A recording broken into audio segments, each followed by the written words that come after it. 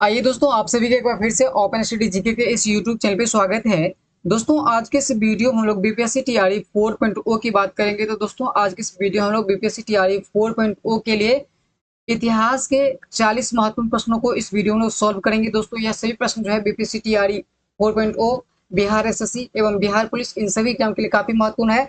तो आइए दोस्तों, हम लोग क्वेश्चन को बिना किसी देरी का शुरू करते हैं। और पहला प्रश्न देखिए दोस्तों, देखिए पहला प्रश्न की बात कीजिएगा तो पहला प्रश्न बहुत बढ़िया प्रश्न है कि भारत का प्रथम गवर्नर जनरल व वायसराय कौन था। तो दोस्तों, भारत का जो है देखिए प्रथम गवर्नर जनरल व वायसराय की बात कीजिएगा तो देखिए ऑप्शन ए में है केनिंग है, लॉर्ड हेस्टिंग्स है और लॉर्ड मिंटो है और लॉर्ड कॉर्जन है। तो दोस्तों, भारत का प्रथम गवर्नर जनरल व वायसराय कौन था। तो दोस्तों, यह जो है केनिंग जो है भारत का प्रथम गवर्नर जनरल व वायसराय था। तो इस प्रश्न का जो राइट आंसर हो जाएगा ऑप्शन नंबर ए हो जाएगा। उसके बाद देखिए दोस्तों, अगला प्रश्न है किस गुरु ने फारसी में जफरनामा लिखा था। तो दोस्तों, जफरनामा की बात करेंगे तो यह जो है किसके द्वारा लिखा गया था। तो देखिए ऑप्शन ए में है गुरु तेग बहादुर है, गुरु गोविंद सिंह है, उसके बाद देखिए गुरु हर्रा है, उसके बाद देखिए गुरु हरकिशन है। तो दोस्तों, जफरनामा की बात करेंगे तो यह जो है किसके द्वारा लिखा गया है। तो यह जो है गुरु गोविंद सिंह के द्वारा लिखा गया है, जो कि सिख धर्म के जो है अंतिम गुरु थे। सिख धर्म के 10वें गुरु कौन थे। यह जो है गुरु गोविंद सिंह थे। और सिख धर्म के 9वें गुरु की बात करेंगे तो सिख धर्म के 9वें गुरु कौन थे, गुरु तेग बहादुर थे। और उसके बाद देखिए सिख धर्म का स्थापना किसके द्वारा किया गया था। तो दोस्तों, सिख धर्म की स्थापना की बात करेंगे तो यह जो है किसके द्वारा किया गया था। तो यह जो है गुरु नानक के द्वारा जो है सिख धर्म का स्थापना किया गया था। और गुरु नानक की जन्म की बात कीजिएगा तो दोस्तों, इनका जन्म कब होता है, 1469 ईस्वी में इसका जन्म होता है और 1538 में जो है इनकी मृत्यु हो जाती है। और 10वें गुरु की बात कीजिएगा तो गुरु गोविंद सिंह हुए। और गुरु गोविंद सिंह का जन्म जो है कब हुआ था, 1666 में हुआ था। और इनकी मृत्यु की बात कीजिएगा दोस्तों, इनका मृत्यु जो है कब होता है, 1708 ईस्वी में जो है इनका मृत्यु हो जाता है। बस सिख धर्म से जो है दो ही व्यक्ति का जो है जन्म एवं मृत्यु के बारे में पूछा जाता है। तो इस प्रश्न का जो राइट आंसर हो जाएगा ऑप्शन नंबर बी हो जाएगा। उसके बाद देखिए दोस्तों, अगला प्रश्न है आदि ग्रंथ किसने संकलित किया था। तो दोस्तों, आदि ग्रंथ की बात कीजिएगा तो यह जो है सिख धर्म के जो है 5वें गुरु जो कि अर्जुन देव थे। और इन्हीं के द्वारा जो है आदि ग्रंथ का जो है संलयन किया गया था, यानी संकलित किया था। इस प्रश्न का जो राइट आंसर हो जाएगा ऑप्शन नंबर सी हो जाएगा। देखिए गुरु नानक की बात कीजिएगा तो गुरु नानक जो है पहला गुरु थे। ठीक है, गुरु नानक कौन थे, पहला गुरु थे। और रामदास की बात कीजिएगा तो दोस्तों एक थे अमरदास। अमरदास की बात कीजिएगा, अमरदास की बात कीजिएगा तो अमरदास जो है कौन गुरु थे, अमरदास जो है सॉरी अमरदास देखिए तीसरे गुरु थे। कौन, अमरदास। अमरदास कौन थे, अमरदास तीसरे गुरु थे। और चौथा की बात कीजिएगा तो चौथा कौन थे, रामदास थे। ठीक है, अमरदास कौन थे, तीसरे गुरु थे। और चौथा कौन थे, रामदास की बात कीजिएगा तो रामदास जो है यह सिख धर्म के जो है चौथे गुरु थे। ठीक है, और अर्जुन देव की बात कीजिएगा तो अर्जुन देव जो है यह जो है 5वां गुरु थे। और यहाँ प्रश्न है कि आदि ग्रंथ किसने संकलित किया था। तो यह जो है गुरु अर्जुन देव के द्वारा जो है संकलित किया गया था। और इनकी मृत्यु कब हुई थी है, तो दोस्तों इनका मृत्यु जो है 1606 ईस्वी में जो है जहांगीर के द्वारा जो है इनका जो है हत्या करवाता है। किसके द्वारा, जहांगीर के द्वारा जो है इनका जो है हत्या करवा दिया जाता है। इस प्रश्न का जो राइट आंसर हो जाएगा ऑप्शन नंबर सी हो जाएगा। उसके बाद देखिए अगला प्रश्न है, देखिए भारत में आधुनिक शिक्षा प्रणाली की नींव किससे पड़ी थी। तो दोस्तों, भारत में जो है आधुनिक शिक्षा प्रणाली की नींव की बात कीजिएगा तो देखिए 1854 में बूट डिसेपेच आया हुआ था, जो कि शिक्षा के सुधार से संबंधित है। उसके बाद देखिए 1882 में हंटर आयोग आया, यह भी शिक्षा से सुधार से संबंधित है। उसके बाद देखिए 1813 की चार्टर एक्ट की बात कीजिएगा तो इस समय जो है ईसाई मिशनरियों का स्थापना जो है भारत में जो है ईसाई मिशनरियों का जो है पूरा जो है स्थापना भारत में जो है शुरू हो गया था। और 1835 को जो है मेकाले मिंट से जो है भारत में आधुनिक शिक्षा प्रणाली का जो है नींव रखा गया है। तो इस प्रश्न का जो राइट आंसर हो जाएगा ऑप्शन नंबर डी जो है सही आंसर हो जाएगा। उसके बाद देखिए दोस्तों, अगला प्रश्न है किसके समय में कलकत्ता में प्रथम न्यायालय की स्थापना की गई थी। दोस्तों, कलकत्ता में प्रथम न्यायालय की स्थापना कब हुई थी। तो यह जो है 1773 के रेगुलेटिंग एक्ट के तहत जो है 1774 में जो है कलकत्ता में जो है प्रथम उस न्यायालय की स्थापना हुई थी। और इनके प्रथम मुख्य न्यायाधीश कौन थे, तो सर एलिजा एम्पे जो है इनके प्रथम मुख्य न्यायाधीश बने थे। और यहाँ प्रश्न है कि कलकत्ता में प्रथम न्यायालय की स्थापना की गई थी किसके शासनकाल में। देखिए वारेन हेस्टिंग्स की बात कीजिएगा तो दोस्तों वारेन हेस्टिंग्स का शासनकाल जो है 1772 से 1785 तक है। कब से कब तक, 1772 से 1785 तक, यानी कुल मिलाकर के जो है यह इनका जो है काफी लंबा जो है शासनकाल रहा है और लगभग 13 वर्ष के आसपास रहा है। यहाँ प्रश्न है कि कलकत्ता में प्रथम न्यायालय की स्थापना जो है किसके शासनकाल में हुआ था। तो यह जो है वारेन हेस्टिंग्स शासन काल में हुआ था। तो इस प्रश्न का जो राइट आंसर हो जाएगा ऑप्शन नंबर ए हो जाएगा। उसके बाद देखिए दोस्तों अगला प्रश्न है, बंगाल के किस गवर्नर जनरल के काल में जो है पिट्स इंडिया एक्ट जो है पारित हुआ था। दोस्तों पिट्स इंडिया एक्ट कब पारित हुआ था, तो यह जो है 1784 में जो है पिट्स इंडिया एक्ट जो है पारित हुआ था। और इस समय जो है बंगाल के जो है गवर्नर जनरल कौन थे, तो दोस्तों अभी जस्ट हम लोग देखे हैं वारेन हेस्टिंग्स हुआ करते थे। और कर्नावालिस की बात कीजिएगा तो दोस्तों भारत में जो है अस्थायी बंदोबस्त जो है किसके द्वारा शुरू किया गया था।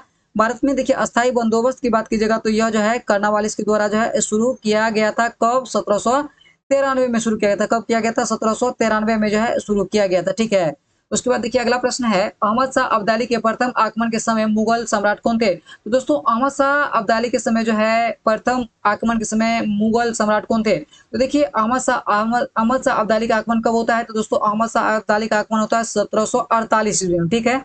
और 1748 के समय मुगल बादशाह कौन थे, तो दोस्तों आलमगीर द्वितीय का देखिए का शासनकाल। तो देखिए आलमगीर द्वितीय का शासनकाल कब से कब है, तो इनका शासनकाल जो है 1754 टू 59 है। 1754 से 59 जो है आलमगीर द्वितीय का है। उसके बाद देखिए शाह आलम द्वितीय का कार्यकाल देखिएगा तो शाह आलम द्वितीय का कार्यकाल देखिएगा तो इनका शासनकाल जो है 1759 टू 1806 है। इनका शासनकाल है 1759 टू 1806 ईस्वी तक जो है इनका शासनकाल है। उसके बाद देखिए मोहम्मद शाह रंगीला है। मोहम्मद शाह रंगीला का शासनकाल देखिएगा तो इनका जो शासनकाल है 1719 टू 1748 है। 1719 टू 1748 है। ठीक है। और अकबर द्वितीय का शासनकाल जो यदि आप देखिएगा तो अकबर द्वितीय का शासनकाल है 1806 टू 1837 है। 1806 टू 1837 है। ठीक है। अब तो प्रश्न से क्लियर हो गया होगा कि अहमद शाह अब्दाली के प्रथम आक्रमण के समय मुगल सम्राट कौन था। तो दोस्तों इनका आक्रमण होता है 1748 में। और 1748 में किनका शासनकाल है, तो मोहम्मद शाह रंगीला का है। इस प्रश्न का जो राइट आंसर हो जाएगा मोहम्मद शाह रंगीला हो जाएगा। ठीक है। उसके बाद देखिए अगला प्रश्न है, किस मुगल शासक का वास्तविक नाम अली गौहर था। तो दोस्तों अली गौहर की बात कीजिएगा तो अली गौहर किसका नाम था। देखिए ऑप्शन ए में है बहादुर शाह प्रथम, मोहम्मद शाह प्रथम, बहादुर शाह द्वितीय और शाह आलम द्वितीय। तो दोस्तों अली गौहर के नाम से किसको जाना जाता था, तो अली गौहर के नाम से जो है शाह आलम द्वितीय को जाना जाता था। इस प्रश्न का जो राइट आंसर हो जाएगा शाह आलम द्वितीय हो जाएगा। उसके बाद देखिए अगला प्रश्न है, बंगाल के नवाब अली वर्दी खां का उत्तराधिकारी कौन था। तो दोस्तों बंगाल के नवाब अली वर्दी खां के उत्तराधिकारी कौन हुए, सिराजुद्दौला हुए। और सिराजुद्दौला के शासनकाल में जो है 1757 ईस्वी में जो है पलासी का युद्ध हुआ था। कब, 1757 में जो है पलासी का युद्ध जो है हुआ था। और पलासी का युद्ध किसके किसके बीच हुआ था, तो पलासी का युद्ध जो है सिराजुद्दौला था एक तरफ से, और दूसरी तरफ से कौन था, सिराजुद्दौला vs रॉबर्ट क्लाइव था। ठीक है, रॉबर्ट क्लाइव था। और इस युद्ध में जो है सिराजुद्दौला को जो है इस युद्ध में सिराजुद्दौला को धोखा कौन देता है, मिर्जाफर जो है उनके प्रमुख सेनापति है वही जो है इनको धोखा देता है। और इस युद्ध में जो है सिराजुद्दौला बुरी तरह से पराजित हो जाता है और रॉबर्ट क्लाइव यहाँ जो है जीत हो जाता है। इस प्रश्न का जो राइट आंसर हो जाएगा ऑप्शन नंबर ए हो जाएगा। उसके बाद देखिए दोस्तों, पंजाब के राजा रणजीत सिंह की राजधानी कहाँ थी। तो दोस्तों पंजाब के राजा हुए रणजीत सिंह और इस समय इसका राजधानी कहाँ था, तो लाहौर हुआ करता था। तो इस प्रश्न का जो राइट आंसर हो जाएगा ऑप्शन नंबर बी हो जाएगा। उसके बाद देखिए दोस्तों अगला प्रश्न देखिए, प्रथम आंग्ल मैसूर युद्ध जो है 1767-69 में कौन विजयी हुआ। तो दोस्तों आंग्ल मैसूर युद्ध की बात कीजिएगा तो 4 आंग्ल मैसूर युद्ध जो है लड़े गए हैं। देखिए प्रथम की बात कीजिएगा तो प्रथम जो है कब से कब तक हुआ था, तो दोस्तों प्रथम जो है 1767 से लेकर के जो है 1769 तक हुआ था। और यह युद्ध जो है किस संधि के तहत खत्म हुआ था, तो यह जो है मद्रास की संधि के तहत जो है खत्म हुआ था। दूसरा युद्ध देखिएगा तो दूसरा आंग्ल मैसूर युद्ध कब हुआ था, 1780 टू 84 के बीच हुआ था। और यह जो है मंगलोर की संधि के तहत जो है खत्म हुआ था।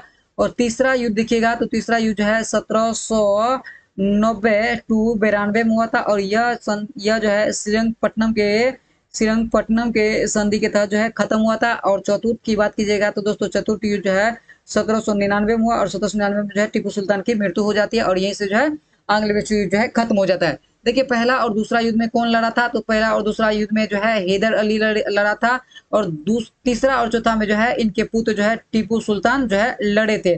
और यह प्रश्न है कि प्रथम आंग्ल मैसूर युद्ध में कौन विजयी हुआ, तो दोस्तों प्रथम आंग्ल मैसूर युद्ध में जो है कौन विजयी हुआ था, हैदर अली विजयी हुआ था। तो इस प्रश्न का जो राइट आंसर हो जाएगा ऑप्शन नंबर सी हो जाएगा। उसके बाद देखिए दोस्तों सुगोली की संधि जो है किन के बीच हुआ था, तो दोस्तों सुगोली की संधि की बात कीजिएगा तो यह जो है ईस्ट इंडिया कंपनी और नेपाल के बीच जो है युद्ध हुआ था।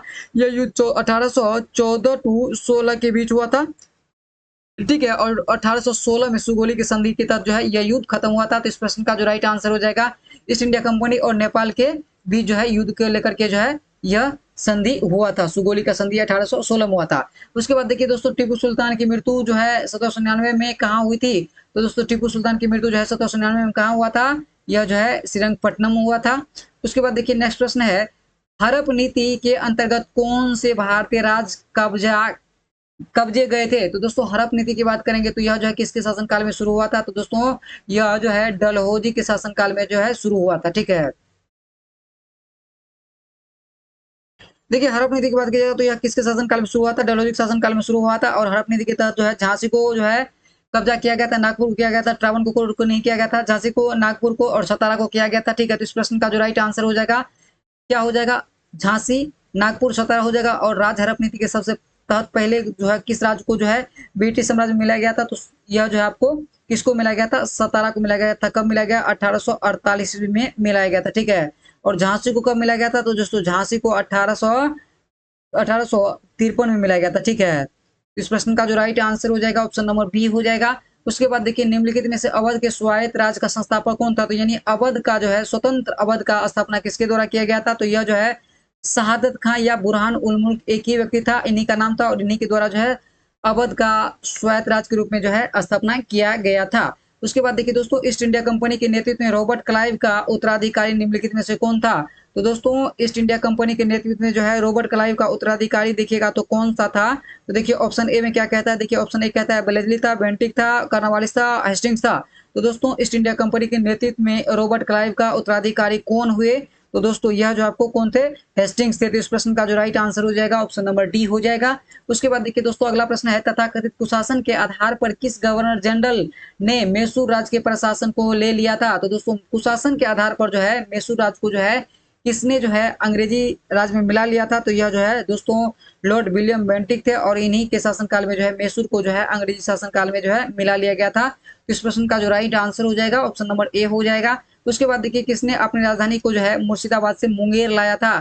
तो दोस्तों सबसे पहले देखिए बंगाल का राजधानी कहाँ था? ढाका था। सबसे पहले कहाँ था? ढाका था। और ढाका से जो है मुर्शिदाबाद लाया गया और मुर्शिदाबाद से फिर पुनः मुंगेर लाया गया। तो देखिए यहाँ प्रश्न है कि मुर्शिदाबाद से मुंगेर किसने लाया था? तो दोस्तों मुर्शिदाबाद से जो है मुंगेर लाने का काम जो है किसके द्वारा किया गया था? तो यह जो आपको मीर कासिम के द्वारा किया गया था, यानी ऑप्शन नंबर बी जो है सही आंसर हो जाएगा। और सिराजुद्दौला की बात कीजिएगा तो इन्हीं के शासनकाल में जो है 1757 ईस्वी में जो है प्लासी का युद्ध हुआ था और मीर कासिम के समय में जो है 1764 ईस्वी में जो है बक्सर का युद्ध लड़ा गया था। उसके बाद देखिए दोस्तों अगला प्रश्न है, किसकी समाधि के कारण जो है नादेर गुरुद्वारा सिखों द्वारा पवित्र माना जाता है? तो दोस्तों नादेर की बात करेंगे तो यह जो है महाराष्ट्र में पड़ता है, यह मुंबई के महाराष्ट्र में पड़ता है। और यह जो है किस सिख धर्म के कारण जो है पवित्र माना जाता है? तो दोस्तों यह जो है गुरु गोविंद सिंह के कारण जो है इनको जो है पवित्र माना गया है। तो इस प्रश्न का जो राइट आंसर हो जाएगा क्या हो जाएगा? ऑप्शन नंबर सी हो जाएगा। देखिए बक्सर के युद्ध 1764 के समय दिल्ली का शासक कौन था? तो दोस्तों बक्सर का युद्ध कब हुआ था? 1764 ईस्वी में जो है बक्सर का युद्ध हुआ था। कब हुआ था? 1764 ईस्वी में बक्सर का युद्ध हुआ था। ठीक है। आइए थोड़ा सा हम लोग इसको डिटेल्स में देखते हैं क्योंकि यह प्रश्न जो है काफी इंपॉर्टेंट है। तो देखिए बक्सर का युद्ध कब हुआ था? 1764 में हुआ था। ठीक है। देखिए बक्सर के युद्ध की बात कीजिएगा तो यह जो है दो गुटों के बीच हुआ था। एक तरफ जो है कौन था? एक तरफ जो है इस ब्रिटिश सेना का नेतृत्व कौन कर रहा था? तो दोस्तों ब्रिटिश सेना का नेतृत्व जो है हेक्टर मुंडो कर रहा था। कौन कर रहा था? हेक्टर मुंडो कर रहा था। ठीक है। हेक्टर मुंडो कर रहा था।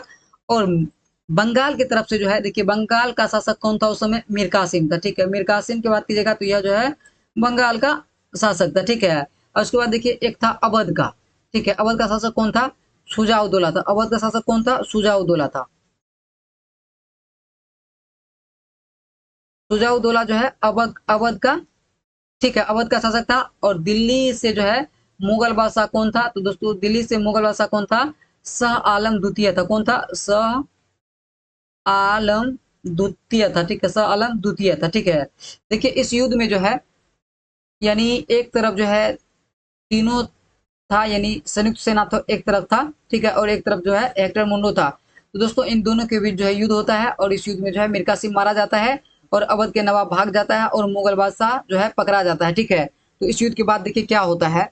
और एक प्रश्न बनता है कि इस युद्ध के समय जो है गवर्नर कौन था? तो दोस्तों इस युद्ध के समय जो है गवर्नर जनरल की बात कीजिएगा तो वेन सी टाट था। कौन था? वेन सी टाट था। वेंसीटाट जो है इस समय था, ठीक है। और इस युद्ध के उपरांत जो है देखिए 12 अगस्त 1765 को जो है इलाहाबाद की संधि होती है। कब? 12 अगस्त 1765 को इलाहाबाद की संधि होती है, और दूसरा संधि 16 अगस्त 1765 को होता है। देखिए 12 अगस्त को जो है शाह आलम, मुगल बादशाह शाह आलम द्वितीय एवं जो है रॉबर्ट क्लाइव के बीच जो है पहला संधि होता है। उसके बाद देखिए दूसरा संधि जो है सुजाउद्दौला एवं जो है रॉबर्ट क्लाइव के बीच जो है दूसरा संधि होता है, और इस संधि के तहत जो है बिहार, उड़ीसा, बंगाल पे जो है कर मुक्त व्यापार अधिक करने का अधिकार किसको मिल जाता है? रॉबर्ट क्लाइव को मिल जाता है। और यहाँ प्रश्न बनता है कि बक्सर के युद्ध 1764 के समय दिल्ली का शासक कौन था? दोस्तों उस समय जो है दिल्ली की शासक की बात कीजिएगा तो अभी जस्ट हम लोग देखें मुगल बादशाह कौन था? शाह आलम द्वितीय था। तो इस प्रश्न का जो राइट आंसर हो जाएगा, सॉरी, शाह आलम द्वितीय हो जाएगा, यानी ऑप्शन नंबर डी की बात कीजिएगा तो ऑप्शन नंबर डी जो है सही आंसर हो जाएगा। उसके बाद देखिए दोस्तों अगला प्रश्न है, टीपू सुल्तान अंग्रेजों के साथ युद्ध में कब मारे गए थे? तो दोस्तों टीपू सुल्तान की बात कीजिएगा तो यह कब मारा गया? 1799 में जो है श्रीरंगपट्टनम में मारा गया था। उसके बाद देखिए दोस्तों फर्रुखसियार किसके सहयोग से मुगल बादशाह बना था? तो दोस्तों फर्रुखसियार की बात कीजिएगा तो यह जो है मुगल बादशाह, यह जो है किसके सहयोग से मुगल बादशाह बना था? तो दोस्तों फर्रुखसियार की शासनकाल देखिएगा तो यह जो है 1713 से लेकर 1719 तक जो है शासन किया। कब से कब तक? 1713 टू 1719 तक जो है शासन किया था, ठीक है। और यह जो है किसके सहयोग से जो है मुगल बादशाह बना था? तो दोस्तों यह जो है देखिए यह जो है सैयद बंधु के सहयोग से जो है मुगल बादशाह बना था। तो इस प्रश्न का जो राइट आंसर हो जाएगा ऑप्शन नंबर बी हो जाएगा। देखिए निप निर्माता या किंग मेकर के रूप में जाना जाता है, तो दोस्तों सैयद बंधु को जो है निप निर्माता या किंग मेकर के रूप में जाना गया है। उसके बाद देखिए किसने ग्रामीण जाटों को एक सैनिक शक्ति के रूप में संगठित किया था? तो दोस्तों यह जो है यानी किसने ग्रामीण जाटों को जो है एक सैनिक संगठित शक्ति के रूप में संगठित किया था? तो यह जो है किसके द्वारा किया गया था? दोस्तों यह जो है चूड़ामन के द्वारा जो है जाटों को जो है एक सैनिक शक्ति के रूप में जो है संगठित किया गया था। उसके बाद देखिए दोस्तों किसने मुर्शिदाबाद की स्थापना की तथा उसे ढाका के स्थान पर जो है बंगाल की राजधानी बनाया? तो दोस्तों मुर्शिदाबाद को जो है पहले बंगाल की राजधानी कहाँ था? ढाका था, और ढाका से जो है मुर्शिदाबाद किसने बनाया था? तो यह जो है मुर्शिद कुली खां के द्वारा बनाया गया था, मुर्शिद कुली खां के द्वारा जो है बनाया गया था। तो इस प्रश्न का जो राइट आंसर हो जाएगा ऑप्शन नंबर ए हो जाएगा। और मुर्शिदाबाद से मुंगेर कौन लाया था? तो दोस्तों मीर कासिम जो है मीर कासिम की बात कीजिएगा तो मीर कासिम जो है यह जो है मुर्शिदाबाद से मुंगेर लाया था, ठीक है। उसके बाद देखिए अगला प्रश्न है, किसने फ्रांसीसी विशेषज्ञों की मदद से डिंडीगुल में एक जो है आधुनिक शस्त्रागार स्थापित की थी? तो दोस्तों डिंडीगुल में जो है आधुनिक शस्त्रागार की स्थापना जो है किसके द्वारा किया गया था? तो यह जो है हैदर अली के द्वारा जो है किया गया था फ्रांसीसी की मदद से। उसके बाद देखिए दोस्तों अगला प्रश्न है, किस सिख गुरु को बकला द बाबा कहा जाता है? तो दोस्तों बकला द बाबा के नाम से जो है गुरु तेग बहादुर को जाना जाता है, और जो है सिख धर्म के 90 गुरु थे, ठीक है। सिख धर्म के 90 गुरु थे। गुरु गोविंद सिंह जो है सिख धर्म के 10वें गुरु थे, और गुरु अर्जुन देव जो है सिख धर्म के 5वें गुरु हुए। किसने किसने मुखलिसपुर में लोहागढ़ या लोहगढ़ नामक मजबूत किला बनाया था? तो दोस्तों मखलिसपुर में जो है लोहगढ़ या लोहगढ़ नामक के जो है मजबूत किला का निर्माण जो है किसके द्वारा किया गया था? तो यह जो है बंदा बहादुर के द्वारा जो है किया गया था। किसके द्वारा? बंदा बहादुर के द्वारा किया गया था। उसके बाद देखिए दोस्तों सहायक संधि को सुनिश्चित एवं व्यापक स्वरूप किसने प्रदान किया था? तो दोस्तों सहायक संधि को जो है सुनिश्चित एवं व्यापक स्वरूप की बात कीजिएगा तो यह जो है बेलेजली के द्वारा जो है प्रदान किया गया था। तो इस प्रश्न का जो राइट आंसर हो जाएगा ऑप्शन नंबर ए हो जाएगा। उसके बाद देखिए प्लासी का युद्ध 1757 में अंग्रेजी सेना का नेतृत्व किसने किया था? तो दोस्तों प्लासी के युद्ध की बात कीजिएगा तो यह जो है किसके किसके बीच हुआ था? तो यह युद्ध जो है रॉबर्ट क्लाइव एवं सिराजुद्दौला के बीच होता है। रॉबर्ट क्लाइव एवं सिराजुद्दौला के बीच जो है यह युद्ध लड़ा गया था, और सिराजुद्दौला की इस युद्ध में हार होती है। तो इस प्रश्न का जो राइट आंसर हो जाएगा, यानी प्लासी की युद्ध के समय अंग्रेजी सेना का नेतृत्व कौन कर रहा था? रॉबर्ट क्लाइव कर रहा था। जबकि बक्सर के युद्ध के समय कौन कर रहा था? ये भी प्रश्न आया हुआ है बीपीएससी टीडी में। तो दोस्तों बक्सर के युद्ध के समय जो है ब्रिटिश सेना का नेतृत्व कौन कर रहा था? तो कौन कर रहा था बताइए आप लोग? बक्सर के युद्ध के समय ब्रिटिश सेना का नेतृत्व जो है हेक्टर मुंडो कर रहा था। कौन कर रहा था? हेक्टर मुंडो कर रहा था। हेक्टर मुंडो कर रहा था, ठीक है। उसके बाद देखिए अगला प्रश्न है, बक्सर का युद्ध 1764 के समय अंग्रेज सेना का नेतृत्व कौन कर रहा था? देखिए आगे ही प्रश्न आ गया। तो कौन कर रहा था? हेक्टर मुंडो कर रहा था, ठीक है। उसके बाद देखिए अगला प्रश्न है, बंगाल में द्वैत शासन कब से कब तक चला? तो दोस्तों बंगाल में द्वैत शासन की बात करेंगे तो यह जो है 1765 टू 1772 तक चला था, ठीक है। भारत का प्रथम गवर्नर जनरल कौन था? तो दोस्तों भारत का प्रथम गवर्नर जनरल की बात कीजिएगा तो यह कौन था? विलियम बेंटिक जो है भारत के प्रथम गवर्नर जनरल हुए थे। उसके बाद देखिए द्वैत शासन नीति को किसने समाप्त किया था? तो दोस्तों द्वैत शासन नीति की बात कीजिएगा तो यह जो है कब से कब तक रहा? 65 टू 1772 तक रहा था। ठीक है, 1772 में कौन बनता है? तो वारेन हेस्टिंग्स बनता है। और 1772 टू 1785 तक कौन रहता है? वारेन हेस्टिंग्स रहता है। तो बंगाल में द्विज शासन किसने समाप्त किया था? वारेन हेस्टिंग्स के द्वारा जो है समाप्त किया गया था। उसके बाद देखिए अंग्रेजों का सर्वाधिक विरोध किसने किया था? तो दोस्तों अंग्रेजों का सर्वाधिक विरोध जो है मराठा के द्वारा जो है किया गया था। उसके बाद देखिए किसके शासनकाल में ब्लैक होल दुर्घटना घटित हुआ था? तो दोस्तों ब्लैक होल दुर्घटना की बात की जाए तो यह घटना कब का है? यह घटना जो है 1756 का है। कब का है? 1756 का है। और किसके शासनकाल में जो है ब्लैक होल दुर्घटना घटित हुई थी? तो दोस्तों यह जो है किसके शासनकाल में घटना घटा था? सिराजुद्दौला के शासनकाल में घटना घटा था। और यह जो है अलीवर्दी खां के जो है मतलब अलीवर्दी खां के बाद बना था कौन? सिराजुद्दौला बना था। उसके बाद देखिए सिखों के अंतिम गुरु कौन हुए? तो दोस्तों सिखों के अंतिम गुरु कौन हुए? गुरु गोविंद सिंह हुए। उसके बाद देखिए नेक्स्ट प्रश्न है, निम्नलिखित में से कौन सा युद्ध जिसने भारत में ब्रिटिश प्रभुत्व को प्रारंभ किया था? तो दोस्तों ब्रिटिश प्रभुत्व को प्रारंभ करने का बड़ा युद्ध कौन था? तो यह जो है प्लासी का युद्ध था, जो कब लड़ा गया? 1757 में लड़ा गया था। उसके बाद देखिए अगला प्रश्न है, बंगाल के किस गवर्नर के समय में सरकारी खजाना मुर्शिदाबाद से कलकत्ता स्थानांतरित किया गया था? तो यह जो है वारेन हेस्टिंग्स के शासनकाल में जो है सरकारी खजाना जो है मुर्शिदाबाद से कहाँ स्थानांतरित किया गया था? कलकत्ता स्थानांतरित किया गया था। किसके शासनकाल में? वारेन हेस्टिंग्स के शासनकाल में। उसके बाद देखिए दोस्तों अगला प्रश्न है, सैयद बंधु ने मराठाओं के सहयोग से किस मुगल सम्राट को सत्ताच्युत किया था? तो दोस्तों सैयद बंधु ने मराठों के सहयोग से जो है किस मुगल सम्राट को जो है सत्ताच्युत किया था? तो यह जो है फर्रुख शाह थे। तो इस प्रश्न का जो राइट आंसर हो जाएगा ऑप्शन नंबर डी हो जाएगा। दोस्तों आज की इस वीडियो को हम लोग यहीं तक रखेंगे। उम्मीद करते हैं सेशन आपको बेहद पसंद आया होगा। यदि आप हमारे चैनल पर नए हैं तो चैनल को लाइक सब्सक्राइब शेयर जरूर करेंगे। वीडियो देखने के लिए आप सभी को बहुत बहुत धन्यवाद।